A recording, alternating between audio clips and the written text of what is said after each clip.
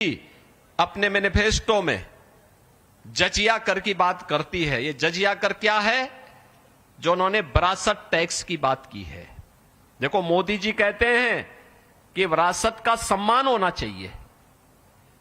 विरासत का सम्मान ही है कि हम अयोध्या में राम मंदिर के निर्माण के लिए 500 वर्षों से लगातार आंदोलन करते रहे, लाखों हिंदू उसके लिए शहीद हुआ।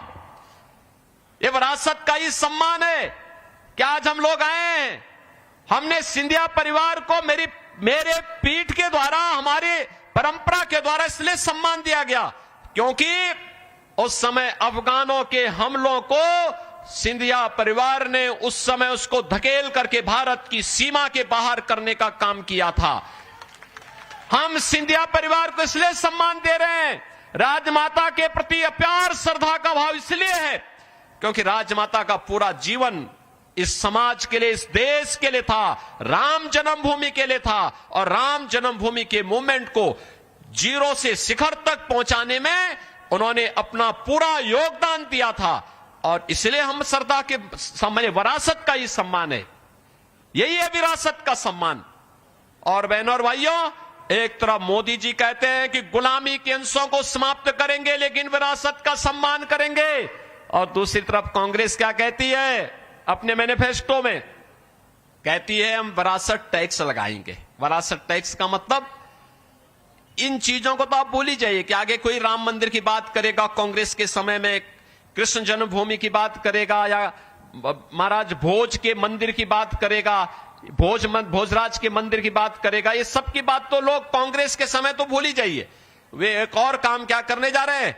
आपके पूर्वजों के द्वारा जो संपत्ति अर्जित की गई है, बाप दादों की जो कमाई है, उस कमाई पे भी वे कहेंगे, राहुल गांधी ने कहा ना, हम सर्वे करवाएंगे, एक्सरे करा देंगे, और एक्सरे करा करके फिर उसमें से आधी संपत्ति ये लोग ले लेंगे और आपको कहेंगे कि भाई ये हमारा विरासत टैक्स है। क्या आप इसको देंगे? क्या आप ये जजिया कर देंगे? क्या ये कांग्रेस औरंगजेब के जजिया कर को जबरन लागू करना चाहती है? क्या आप इसको स्वीकार करेंगे? क्या कोई भारतीय स्वीकार नहीं करेगा। और दूसरा, इनके द्वारा क्या कहा जा रहा है? बहनों और भाइयों, ओबीसी के आरक्षण में सेंध लगाने का प्रयास होगा। ओबीसी के आरक्षण में सेंध लगाने का प्रयास होगा और अनुसूचित जाति के भी आरक्षण में सेंध लगाने का प्रयास होगा। कांग्रेस ने अपने मैनिफेस्टो में इस बात का उल्लेख कर दिया है, और कांग्रेस की कर्नाटक की सरकार और इससे पहले आंध्र प्रदेश की सरकार ने वहां पर ओबीसी के आरक्षण में सेंध लगाई है। बहनों और भाइयों, तीसरा वे क्या कार्य करने जा रहे हैं? उन्होंने कहा है कि कांग्रेस के नेतृत्व की अगर इंडी गठबंधन की सरकार बनती है तो अल्पसंख्यकों की रुचि के अनुसार खान पान की स्वतंत्रता देंगे। बहनों और भाइयों, अल्पसंख्यकों का खान पान क्या बहुसंख्यकों से अलग है क्या? अरे रोटी तो जो बहुसंख्यक खाता होगा वही तो अल्पसंख्यक भी खाता होगा। चावल भी वही है, सामान्य खान पान वही है, लेकिन बहुसंख्यक समाज परहेज करता है, पूरी तरह नापसंद करता है। वह गौ मांस नहीं खाता है, उसका विरोध करता है, गौ हत्या का विरोध करता है। अब कांग्रेस इतनी गिर चुकी है कि वह गौ हत्या को प्रश्रय देगी। बहनों और भाइयों, ये वो कांग्रेस नहीं जिस कांग्रेस ने देश की आजादी में योगदान दिया था, आज ये पथभ्रष्ट हो चुकी है और इसीलिए कह रही अपने वोट बैंक के लिए। क्या आप इस पाप में भागीदार बनेंगे? क्या कोई इस पाप में भागीदार बनेगा? क्या इस पाप में राम और कृष्ण की धरती पर क्या गौ हत्या होगी? क्या? और बहनों और भाइयों, इसीलिए मैं आपसे कहने के लिए आया हूं कि हम इस पाप में कतई भागीदार न बने। और इसी के लिए आज मुझे अशोकनगर में भी आना पड़ा है।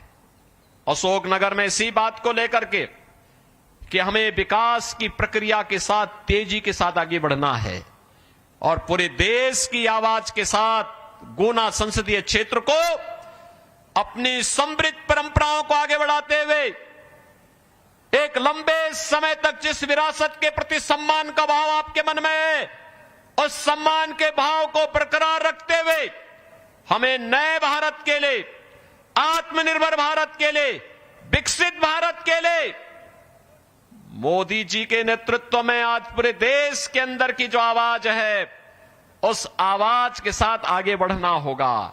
और मुझे पूरा विश्वास है बहनों और भाइयों, हम लोगों ने तो यूपी में पहले आश्वस्त कर दिया है। 80 लोकसभा सीट हैं, 80 की 80 लोकसभा सीटों में 80 मनकों की माला मोदी जी के गले में उत्तर प्रदेश डालने को तैयार है। और मध्य प्रदेश में भी 29 लोकसभा सीट हैं। इस बार जो मुझे लहर दिखाई दे रही कि 29 की 29 लोकसभा सीट भारतीय जनता पार्टी का कमल खिलाने की तैयारी कर रहा है। और इसकी शुरुआत भी हो गई है, खजुराहो से और इंदौर से तो इसकी शुरुआत भी हो गई है ना, आपने देख लिया है ना। तो जब शुरुआत ईश्वर ही सब करा रहा है, तो फिर आपको तो उसमें और सहभागी बन जाना चाहिए। गुना में भी प्रचंड बहुमत की सरकार बननी चाहिए। और यूपी के लोगों से तो मैं बोलता हूं, भाई आपने जो संकल्प लिया कैसे पूरा करेंगे? उन्होंने कहा देखिए हम तो संकल्प इसलिए लिए क्योंकि मोदी जी ने और भाजपा की सरकार ने अयोध्या में राम लला को विराजमान कर दिया। और उत्तर प्रदेश सरकार में जब भाजपा को मौका मिला तो रामलला तो अयोध्या में विराजमान हुए, लेकिन वहां के माफिया और अपराधी राम नाम सत्य है की यात्रा में भी चले गए हैं। देखा ना आपने? तो बहनों और भाइयों, ये दोनों काम एक साथ केवल बीजेपी कर सकती है। और आप इसमें सहमत होंगे ना? मैं आश्वस्त होकर के जाऊं, आश्वस्त होकर जाऊं यहां से, सभी लोग सहमत हैं। यहां से श्रीमंत ज्योतिरादित्य सिंधिया जी को भारी बहुमत से विजयी बना के भेजेंगे। गुना संसदीय क्षेत्र रिकॉर्ड तोड़ेगा, रिकॉर्ड तोड़ेगा। आश्वस्त होकर के जाओ। तो आप सब मेरे साथ बोलेंगे, भारत माता की, भारत माता की, भारत